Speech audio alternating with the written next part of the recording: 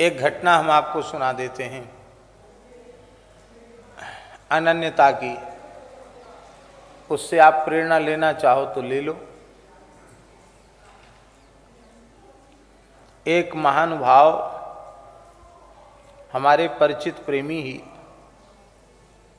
बहुत अनन्य थे।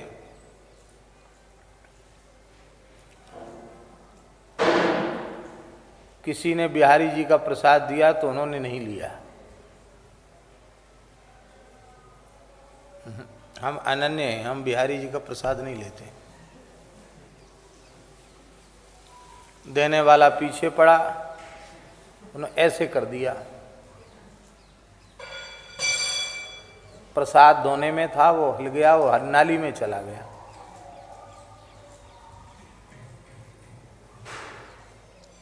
वे मानते तो अपने को बहुत बड़ा ही अनन्य भक्त, वैष्णव, साधक, रसिक सब कुछ मानते थे। लेकिन हम अमुक स्वरूप का ही भजन करते हैं, अमुक स्वरूप का ही प्रसाद लेंगे, बिहारी जी का नहीं ले सकते, हमारी अनन्यता बाधित हो जाएगी। ये भाव उनका था।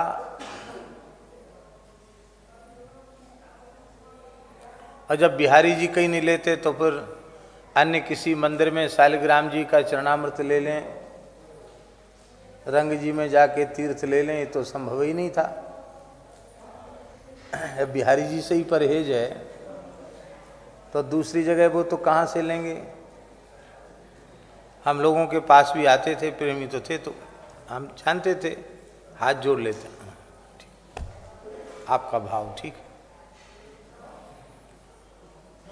ये स्थिति हो गई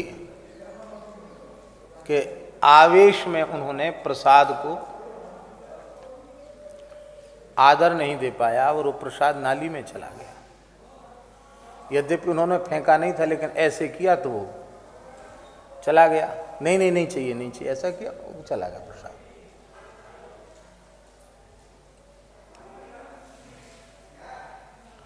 उसके बाद वे विक्षिप्त हो गए और इलाज चला पागलपन का, उससे ठीक नहीं हुए। तब किसी ने कहा कि मेहंदीपुर बालाजी ले जाओ, कोई ऊपरी हवा बयार का चक्कर है। तो संभावना ही व्यक्त की जा रही थी, लेकिन अब वो ले गए वहाँ। नियम भी था कि वृंदावन से बाहर नहीं जाना, लेकिन अब पागलपन हो गया तो कोई इलाज के लिए ले गए लोग। मेहंदीपुर बालाजी में इलाज हुआ तो प्रेत का उपद्रव प्रमाणित हो गया। अब वहाँ तो जिनका इलाज चलता है उनको विभूति दी जाती है, भस्म, और फिर दूसरी जगह का वो पा नहीं सकते। कोई भी चीज़ खाएंगे तो वहाँ का प्रसाद मिला के खाना पड़ेगा, पानी भी पिएंगे तो वहाँ का जल मिला के पीना पड़ेगा। वो भस्म सब में डालनी पड़ती है, भोजन आदि में भी, तब वहाँ का इलाज चलता है।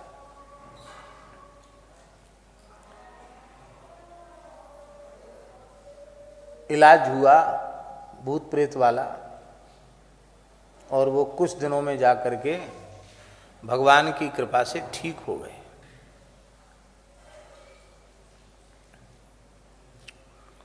तो हमको एक बार कात्यायनी माता में मिले, बड़ा आश्चर्य हुए, आप यहाँ कैसे? भाई हमारे तो कहीं कोई विरोध नहीं है, क्यों? कात्यायनी जी हमारी ठाकुर जी की बहन जी हैं, हमारी तो रिश्तेदारी सब जगह है, आप यहाँ कैसे आ गए?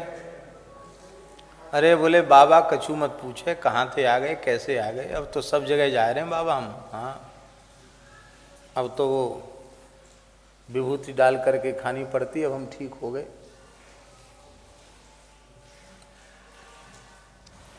भाई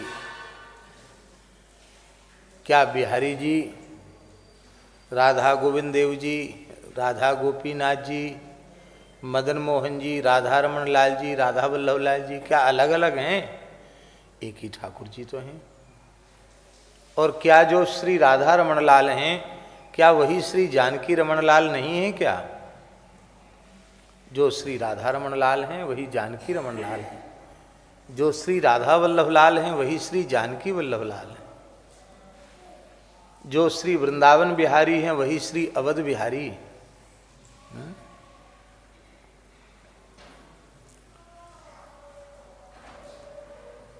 वहाँ ब्रषभान जी के जमाई हैं तो यहाँ जनक जी के जमाई हैं।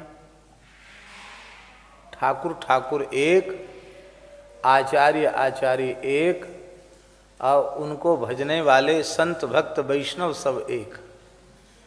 इस भाव को हृदय से स्वीकार करके आप चलेंगे तो आपसे अपराध नहीं बनेंगे और आप ठीक अपने लक्ष्य तक पहुंच जाएंगे।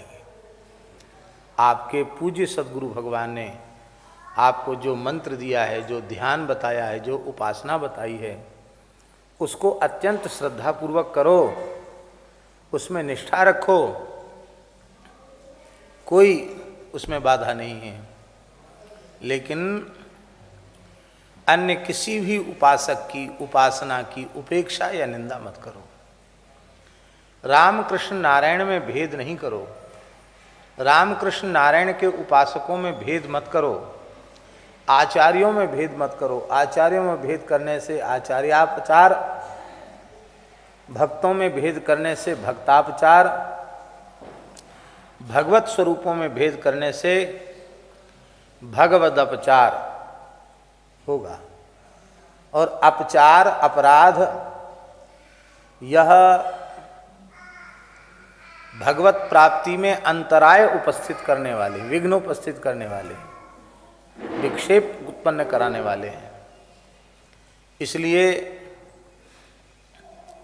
गुरु प्रदत्त साधन श्रद्धापूर्वक करते हुए भी सबका समादर करना, सब में अपने आराध्य का दर्शन करना, ये सिद्धांत श्रेष्ठ है।